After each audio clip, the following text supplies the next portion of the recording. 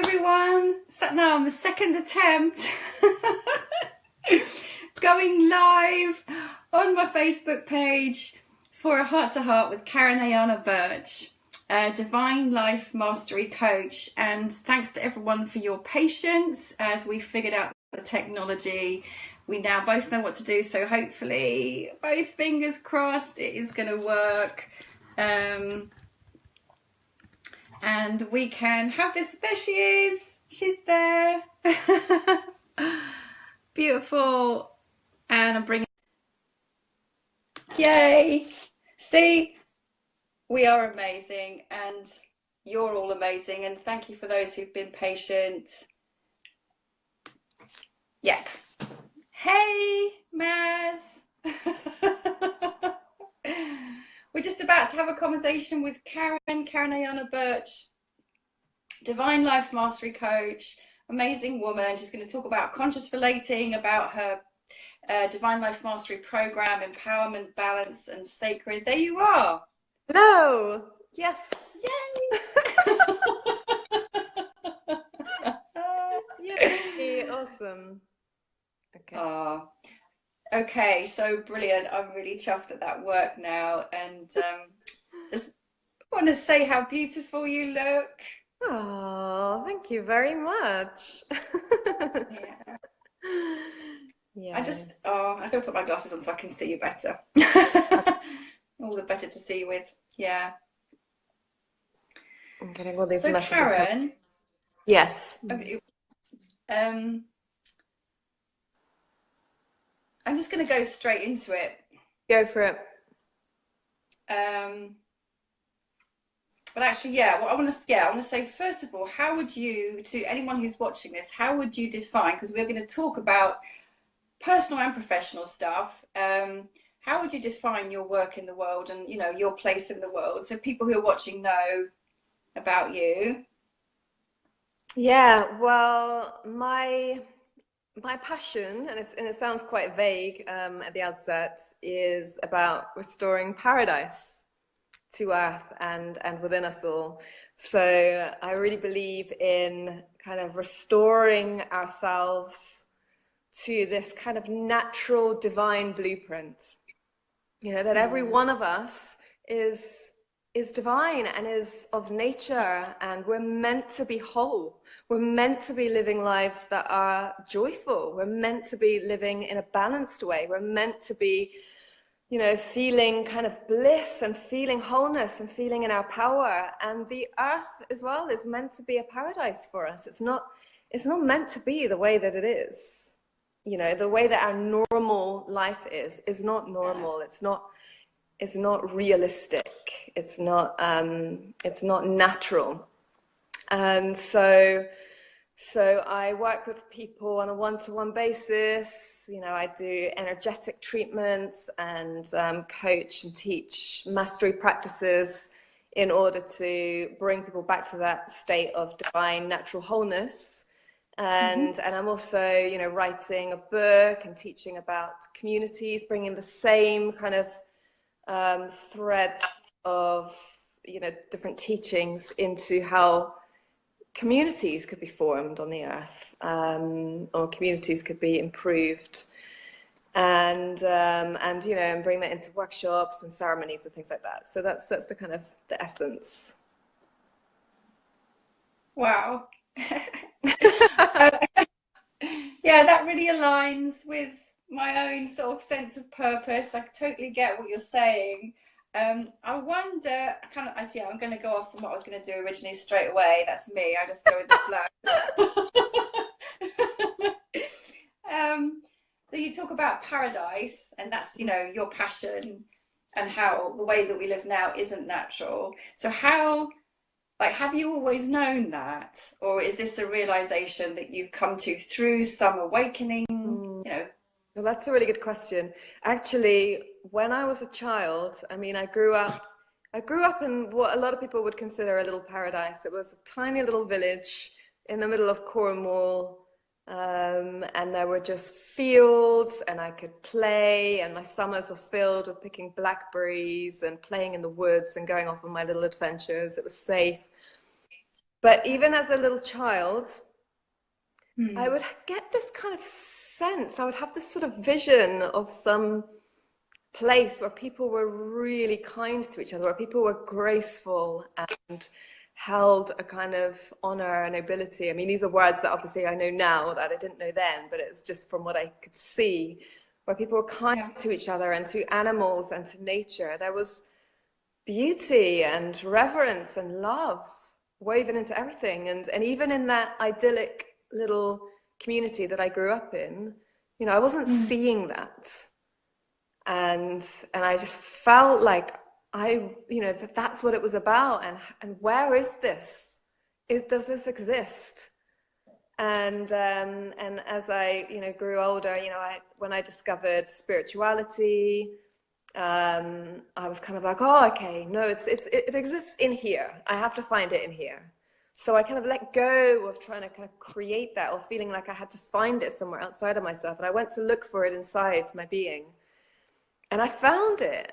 And, you know, and I meditated almost daily for 12 years, and I found that place.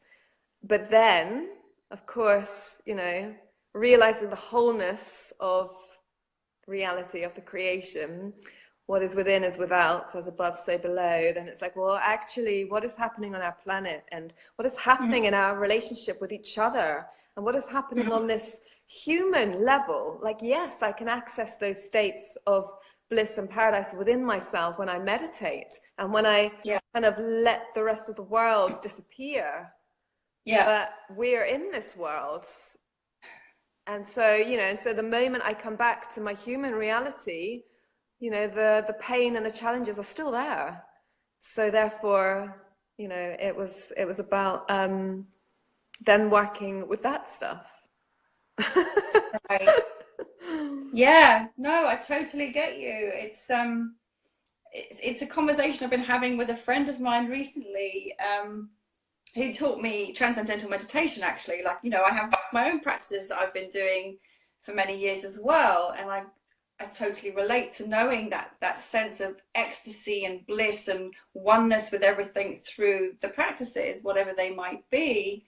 But then it's so, and how does that change my actual lived reality? How does that change who I am in the world? How does that, yeah, like, in a way, what's the point of doing any of the practice if actually the way that I'm able to relate isn't in some way enhanced, or what I'm contributing to the world in service isn't in some way enhancing?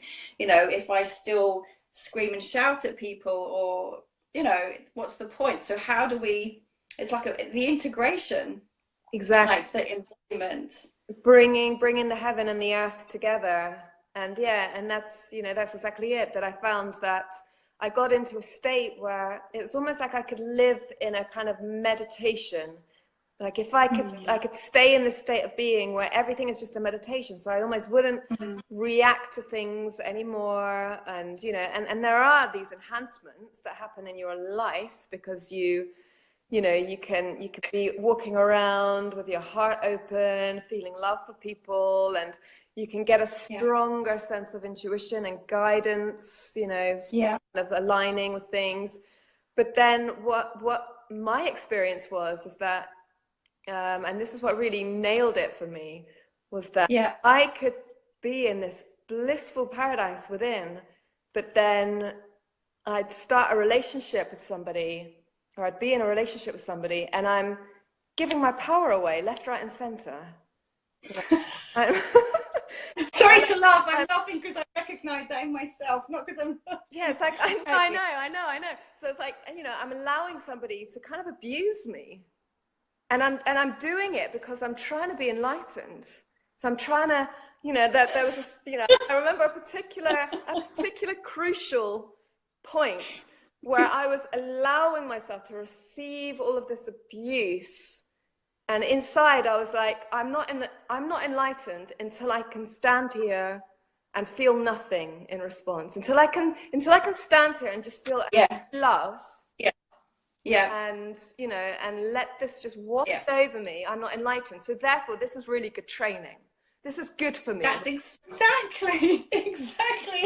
You're like describing my own experience. Exactly the same. And, exactly the same. And what, you know, and until like my spirit, you know, was screaming inside of me, like, wake the hell up, woman, you know, like, what the hell do you think this is? Really? You think that I love you that much, that I want you to be around so much toxicity? No. So then I had to really honor my human being and my inner child, and start really learning to love them, and what that meant, and what it meant to be a strong human being that was mature and boundaried and could make a stand and could walk away, you know, without any drama, without making a fuss, just say, this isn't serving me, this doesn't feel good in my heart, it's not honoring my needs. No. Yeah. You've just described exactly my own experience last year. When I was in a relationship I would describe as abusive, narcissistic, and also some previous relationships too. And this is, you know, in my own case also, after like 15-16 years of dedicated spiritual work, of devotion actually to the path of conscious relationship and divine union. Yeah.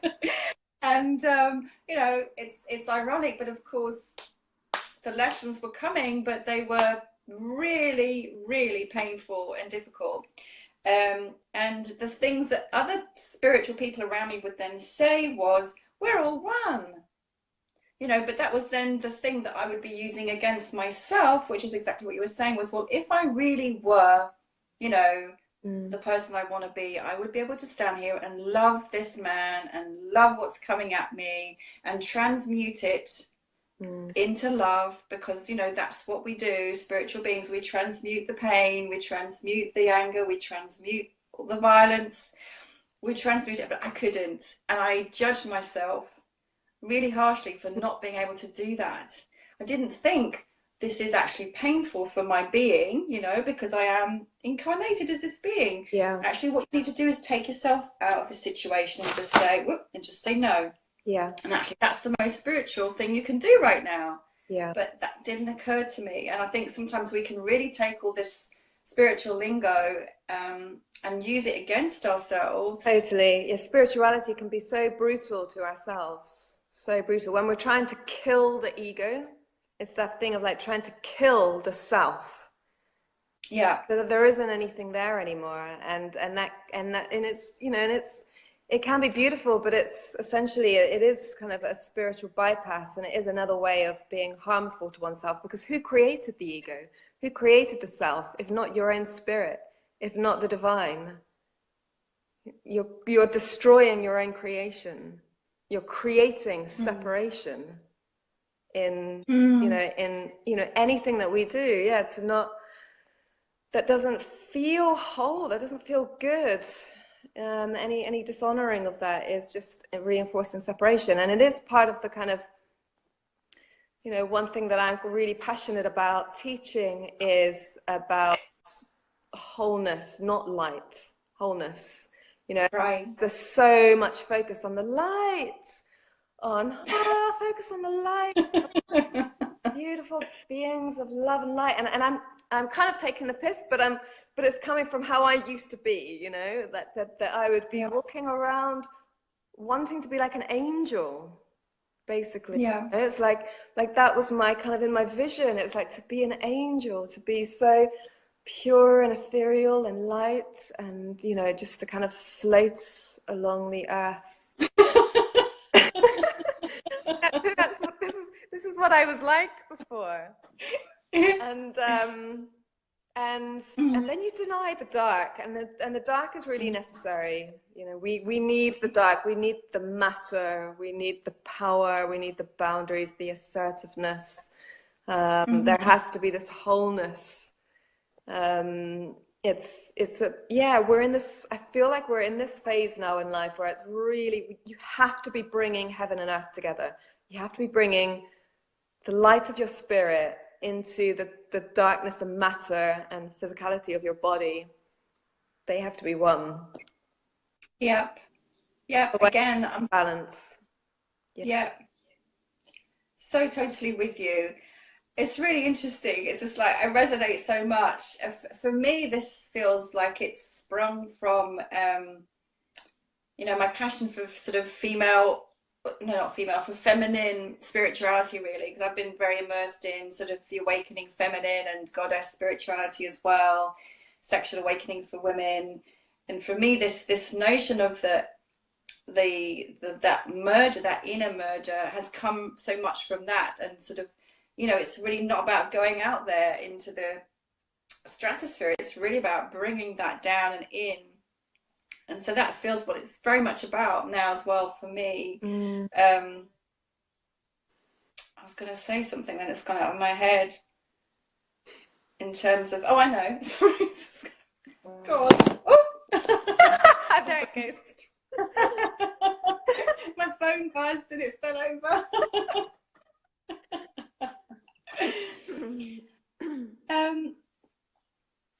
Yeah, so how does that look for you then?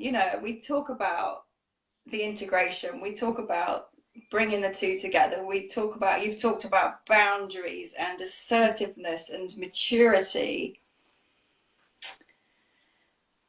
So yeah, how does that look? Like, I'm like, for anyone who's watching or might watch this as well, in terms of, when we find ourselves in a situation where, maybe we don't want to hurt somebody's feelings. Maybe it's going to be difficult to say no. Maybe it's going to be difficult to assert our needs. Or, should we have needs if we're spiritual? Shouldn't it just be about we're all one? Like. Yeah, I mean, the way that I see it is that everything in nature is our teacher, and everything in nature has a job. It is itself. It's kind of, there isn't any aspect in nature where it's not, through being itself, it's contributing to the whole. And I feel like we're all, even though we're all one ultimately, and even though at that purest level we are just source essence, we have taken on various forms. It's like I see us as kind of all having these kind of collections of different frequencies, if you like we're each an individual blueprint of the divine. We're meant to be something unique, and in being that, you're fulfilling your purpose. It's not like there's some kind of contrived purpose that you have to have in life. And because some people say, I don't believe in purpose, and it's like, well, no, it's not something that you're creating. It's just something that you are. Your purpose is to just be yourself, and what you naturally do from that ends up being your purpose. And so in terms of like, the only game to be playing really in life, it's not so much about returning to source, it's returning to your own source of what you're meant to be. And therefore, in every situation in life, when you have different people that are wanting different things from you, and you're in these dynamics all the time, and you're making choices and decisions, all there is to ask is, does this feel like a natural way for my being to be? Does this create expansion and flow inside the cells of my body? Does my heart feel like it can relax? Do I feel a sense of empowerment and rightfulness and balance from this? Like, you have to be tuned in with yourself all the time. You have to be in a place of honoring the unique being that you are all the time. That's the only thing that you're here to do and be. And so if somebody is wanting something else from you, it's like when you're being fully yourself, you're completely impenetrable and you're completely rooted. If someone is standing there saying, you're not being how I want you to be, it's kind of like, you can just sort of laugh then, and it's just like, I'm sorry. This is me. I can't help you. I can't help anybody if they're not wanting to relate with this. There's nothing I can do about it. And likewise, when you really honor your needs as well, you are no longer going to be reacting dramatically when other people can't meet your needs. because we often get in these, you and I are both quite passionate about relationships, so we come back to the subject again and again.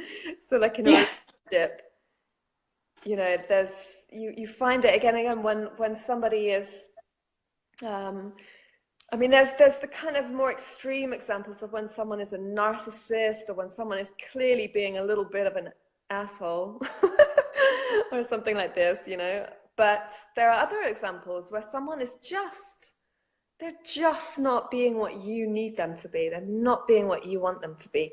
And it's so easy to get upset about that and take it personally and get angry with the person. Like, why are you not meeting my needs? Why are you being like this? I need this. But again, like when you completely honor the way that, beings are meant to be what they are, then it's like, well, you're not meeting my needs right now, and there's no drama about it. It's just, you're not meeting my needs, so I need to,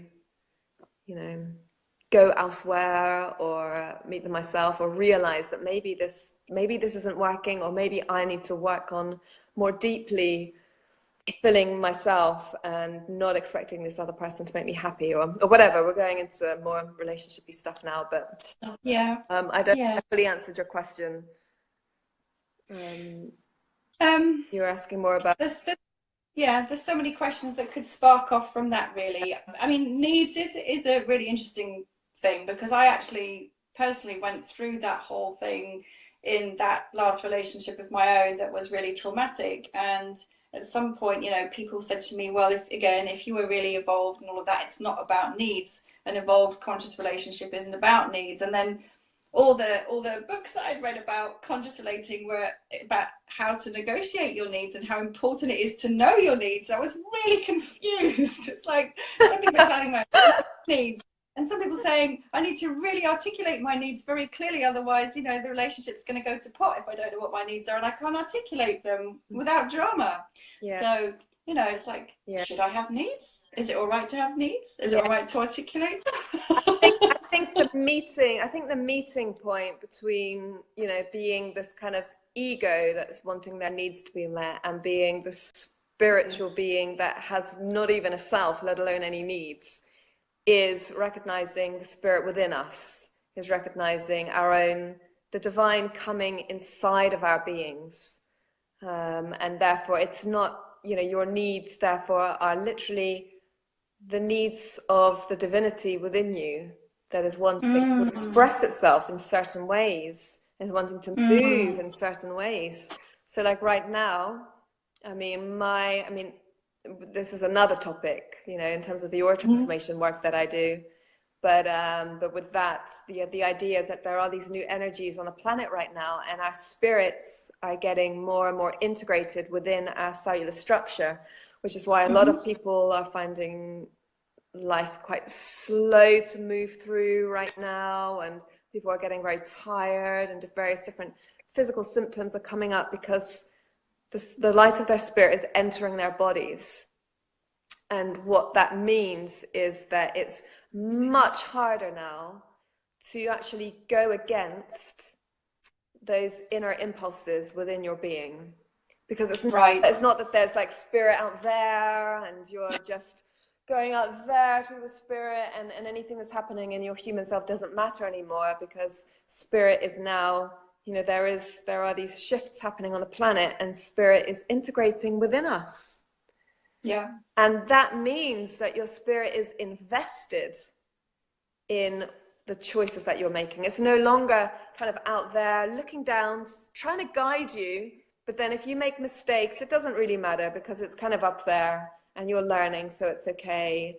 And you're just kind of trying to like go up there to meet your spirit. So again, it doesn't really matter what's happening down here. Like now, spirit is going to be here with you. So it's like, okay, I'm here. If I'm going to be with you, I'm here to do something with you. And every single choice that you make is either going to take us to where we want to go, or it's going to take us further away from where we want to go. Because there's we each need to or want to fully realize what our unique spirits are within us and what that looks like in our life when we're fully in alignment with that. So I totally, again, totally like yes. As you're speaking, I so recognize that.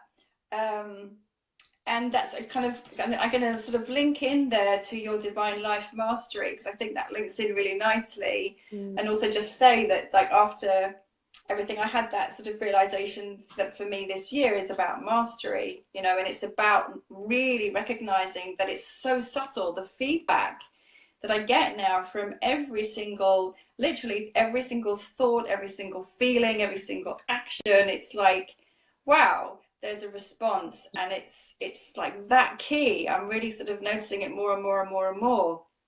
So it's like, wow, okay. yeah, there's no more like the way that I've experienced it in the last couple of years has been a movement towards increasing responsibility.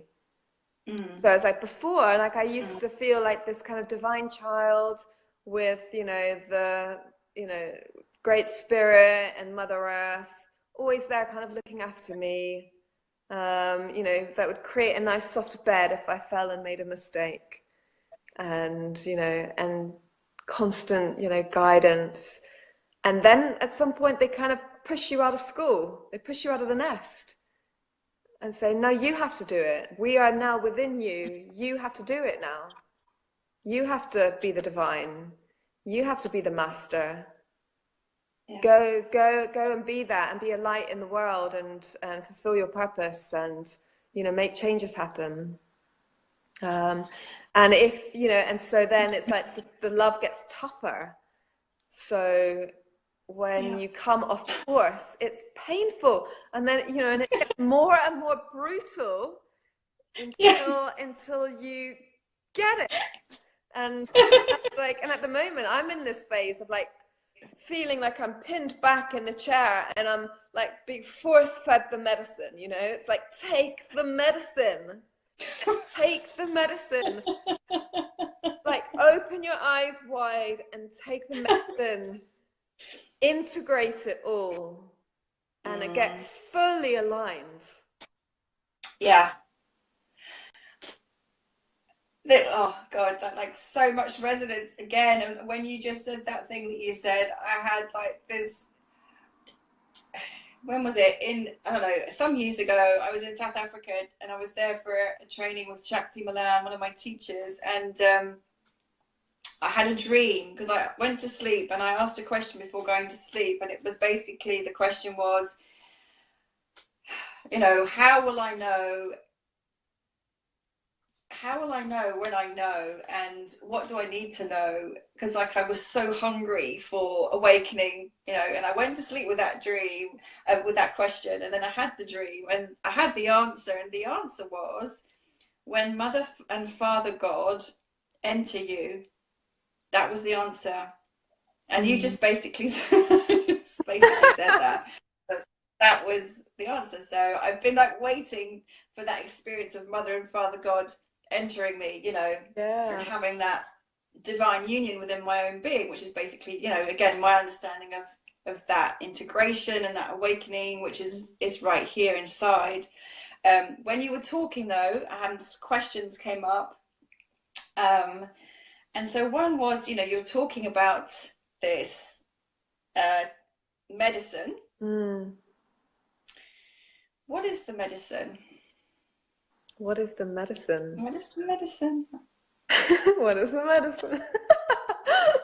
Well, I think the medicine can be different things for different people right now. But yeah, I mean, going back to the divine life mastery thing, and, you know, divine life mastery, for me, another way of saying it is the sacredness, the empowerment, and the balance. And what you were talking about right then, in terms of the divine feminine and masculine coming within you, I see the sacredness as being kind of like the divine feminine, the empowerment as being the divine masculine, and the balance is like the child, is what is created. But it's also like a separate thing. So So sacredness for me, I mean, so my medicine is really those three things. Everything kind of really boils down to those. Together, for me, those create wholeness. It's like everything is there. And so you have, but to break it down, you have sacredness, where it sort of goes back to that original kind of way of being very spiritual in a way, because it's about us really kind of connecting into, this kind of scintillating kind of beauty in everything, and the spirit in everything, the light in everything, the miracle of everything, and having our hearts open, having our spirits open, and really kind of walking in that beauty and that grace, to really be in that place. Because if you don't have access to that, if you don't walk through life with that honor, there's soullessness. It's like you don't have spirit, you don't have heart. So that's like the first thing. There has to be this underlying lake of sacredness in your being, in your life, for you to really be enriched and replenished. And that's like the feminine that feeds you, nourishes you. But then you can't stop there. And a lot of people stop there. And that's what we were talking about, that's not everything. Yeah. You then have to develop empowerment. And, and people can be afraid of that, because it can seem like a kind of it can be like an ego thing or something, but we're not talking about an ego thing. We're talking about divine empowerment. We're talking about the power of having a human body. As women, it's the power of like fully landing in our wombs, in the lower part of the body, in our roots down into the earth. And in a man, it's like, if you just become very spiritual as a man, then you lose your masculine, proactive, materializing kind of warrior. So like we all need that as well. We need to learn our boundaries. We need to make sure that we have a standpoint within, and just flick off messages from my phone, and that you're coming from a place of empowerment in your consciousness, because the whole of our society is rooted in disempowerment. The way that things are being engineered are so that we're disempowered all the time. And even if you're empowered in a kind of spiritual sense, that doesn't mean that you're empowered as a human being. It's yes, the same absolutely. thing. So then it's about really, so those two things, it's like checking in all the time, like, am I living in sacredness? Am I living in an empowered way that is taking mastery for things? And, and then comes the balance, because then you could be really empowered and you could be really accessing the sacred. But then that's a little bit like all work and no play. That's all quite serious, and that's all quite kind of divine, and like, and it's like, well, but again, like, balance is about the way that we live our lives in totality, because everything in nature, for there to be paradise, everything in nature is operating according to a certain balance of elements all the time. Everything has this particular balance. Otherwise, things deteriorate and rot and decay, and it's very easy for us to get out of balance in our life. So you could be all like gung-ho, you can be super kind of, living the spiritual dream and be very empowered and manifesting, but then your health can be in a bit of a state and you're not actually really enjoying life. You're not really feeling like yummy and good in your body, and there's decisions that you're not making in your life to create this kind of balance. And I feel, and going back to the aura transformation work that I do, and Annie Senov, who's one of my kind of teachers, and she talks about the golden energy on the earth, and the golden energy returning on the earth, and she's, and the whole idea with the golden energy activating in our bodies, just very briefly skirting over this big subject, is that none of us will be allowed to fulfill our purposes and actualize our spirits unless we are really looking after our physical bodies, unless we're looking after living a life that we enjoy and, you know, and that feels good to us. So we can't ignore anymore getting our lives right, basically. Yeah.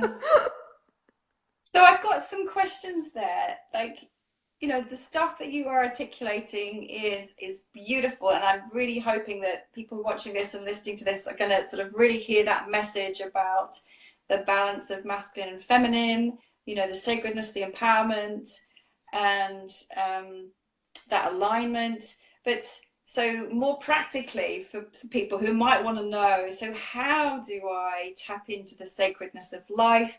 How do I tap into my empowerment? You know, and how do I find the, like, just like a few simple tips, like how do I tap into sacredness? What can I actually do? Okay, few simple tips. Let's see. Yeah. Simple things. So some ideas. So to access the sacred, I mean, obviously there's loads of resources out there. But in terms of some practices that I could think of right now, to access the sacred, to just, you know, to just drop into the heart and to penetrate into your reality more, to see the beauty around you, to, you know, there's so many kind of meditation techniques and, you know, I mean, it's very hard to come up with things that are kind of practical without just going into, you know, because these are such big kind of things. I know, they're vast. And most of the people that were watching will already know some meditation techniques and stuff like that. But yeah. But that's, I mean, that's a useful thing to say, though. You know, just as an example, like, so when you speak about dropping into the heart or noticing the beauty, you know, personally, I have noticed that the more I've done different forms of meditation I suppose they're all different forms of meditation in a way, or tantric practice, which isn't necessarily sexual, but it's about, you know, flowing energy in my body, for example. You know, the more expanded my capacity has been to notice, to feel, to sense on a subtle level and see the beauty, which, you know, ordinarily I might have just, there would have been some kind of veil over my eyes, and there still is sometimes, but then, you know, I might do a beautiful meditation or a tantric practice, and then I'll be walking and the colors are so vivid to me that it's like I'm blown away. Yeah. You know, or you might say, we'll drop into the heart. Now, for some people, you know, there might be an awful lot of guarding here. So dropping into the heart, like, well, what does that mean? What do I do? How do I feel? That could be a thing. Yeah. And then, so it's like, so how could I begin to do that? So to pay attention. Yeah, I mean, sacredness is sort of like a listening. It's sort of, you know, like if you think to yourself right now, what is the next thought I'm going to have? And suddenly your consciousness just opens and you're just alert and you're just watching, you're just awake. And so it's kind of paying attention, like Eckhart Tolle from The Power of Now, you know, he would talks about penetrate, you know, paying attention to the spaces, to the silence. Yeah. And, you know, just becoming still and just letting your consciousness kind of come here as if you were looking out from your heart instead of looking out from the head. You close your eyes and be looking out from the heart.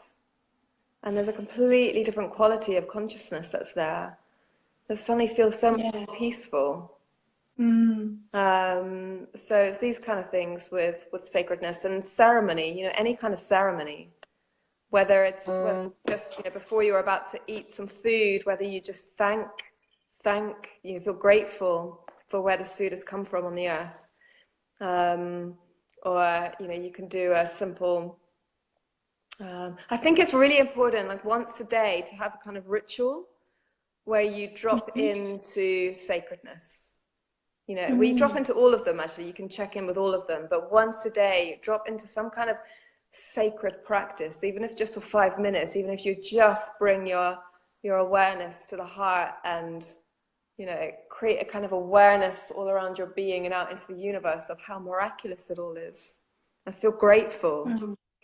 No matter what is happening in your life, no matter what challenges and what darkness is going on the earth, you can still stop and feel awe for how miraculous this creation is.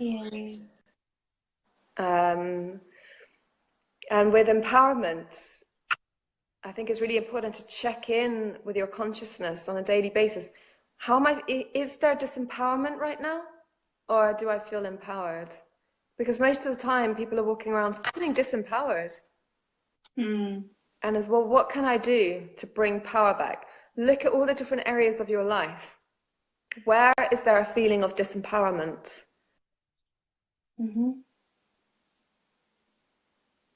Oh, video is frozen for a minute.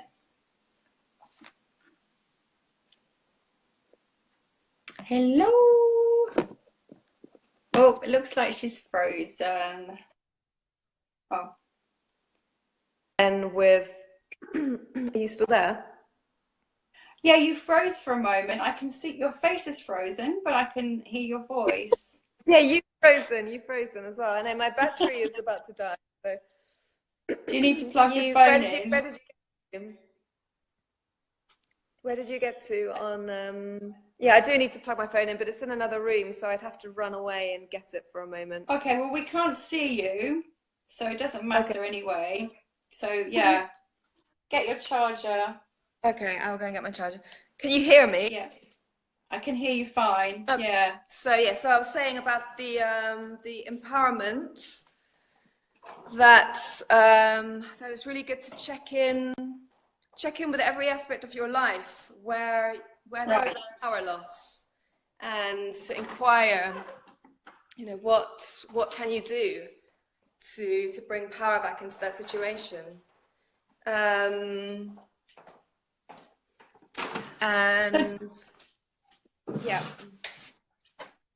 So this is really about taking responsibility.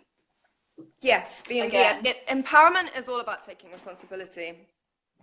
Yeah. So what would you say to someone who, in response to that would, come up with a list of things and present them as, well, they're doing this to me, and my employer tells me I have to do this, and my landlord tells me I have to do that, and, whatever, but it's all about sort of speaking from a or feeling disempowered, or feeling like there's no choice, or feeling like, because you were saying society is kind of structured so that we're encouraged to feel disempowered, really. I think, there's a lot of conditioning towards that. And how do we see beyond that and see that we do have choice, and see that we are the creators of our reality? How do we pop out of the conditioning? Well, that's a big journey of mastery. So you have to start with whatever feels resonant for you, really. Find something that you feel drawn to, that you feel passionate about, and move in that direction. Like, you have to start to call your power back. You have to start living in that certain way by taking one step at a time. So move towards what you love, because anything that you love is going to be a reflection of who you are. It's going to be a reflection of your divine essence. And so that's what I would say, really, that it's kind of like a chicken and egg thing, like how do I create more empowerment? It's like, well, you have to just start. You have to just start to make a more empowered choice. It has to come from within. You have to want to. There's like a kind of, it's a cycle of belief and empowerment. The more that you put belief into being empowered, then the more that you will believe in it, because you'll start to see the results, and everything all kind of ties in together. If I could add something there from my own personal perspective, I suppose, which is that you know, there are advantages to staying stuck in victimhood. That so there can be a resistance to stepping into power, because, you know, even though one complains about it, there's a certain degree of comfort and the known to a situation, the status quo of things are. So we know that if we want to become more empowered, we're going to have to shift that balance of power, and we're going to have to move through a little bit of discomfort initially. And, you know, the ego can resist that and also be afraid of it. And so, you know, just for example, again, just to sort of, this can be sort of relatable for people. I recognized for myself, for example, in my relationship experience last year, that I was very disempowered. And part of that came from my desire to be kind, and my desire to be loving, and my desire to be good. And, you know, one of the big learnings we come right back around is to boundaries, is that actually to be empowered in my sacredness is also to say no. Absolutely. And not be afraid to hurt someone's feelings, or be rejected, or whatever the fear might be. Can you see me, Shakti? I've been wondering about getting my charger and stuff like that. So I've kind of, I've sort of lost the plot a little bit whilst I've been walking about. Is it still frozen? Okay. You're frozen as well. You're let's see. You are frozen on my phone. I can still hear you. But maybe, yeah, it's your video is lost on the live, I'm afraid. So maybe we could wrap up now. Yeah, I think so. We could always do like a part 2 another time. Yeah. Seeing as the video is not working. This is fine. Yes. So thank you to those people who are watching us still or listening to us still. I'm just going to ask you, Karen, I will post this below, and you can as well. If people want to reach you to find out about your work and your divine life mastery, I know you have different coaching programs and so on and so forth. What parting message would you like to give right now? Parting message, I would say look to your life at where you might need to or would like to develop the sacredness in your life, so that there's more beauty and presence in your life. Look at where you may need more empowerment in your life, and where there maybe should be more balance, that you're living a more healthy and joyful life. And if you want help with any of those things, then come find me on my website, which is divinelifemastery.org, or on the Divine Life Mastery community Facebook page. And yeah, so I do different programs, and something called Aura Transformation, which really nails the empowerment and balance side of things, and ceremonies, which work on the sacredness side of things. And I just love talking about all this stuff. So there's Me too. Always happy to have a chat. Yeah, I'm really sorry that we've lost the video, but you know, this has been I can't believe the time has gone so quickly. We've been talking actually for an hour, I think, or something like that. So yeah. Wow, the time's just flown by, and it feels like we've covered so much, and everything that we've covered, I could have asked you like 20 questions on each little thing. Yeah, and also just so much resonance. Well, let's talk again. We can delve deeper maybe into some certain areas, and but yeah, it's been really fun and enlivening and beautiful talking with you too, Shakti. It's great to have these areas in common that we both feel so passionate about. So yeah, I'd like to do it again. All right, well, I would namaste you, but I'd be namasteing to to a frozen picture of you. Thank you so much. And anyone who anyone who has questions or comments, I know there have been some comments as we've been going along, but if you have any questions for either of us, please post them underneath this, and we'll both have a look. And if there's anything, we'll comment. So thank you so much, Karen. Thank you. And speak to you again soon. So much love. Speak to you soon. Much love. Bye.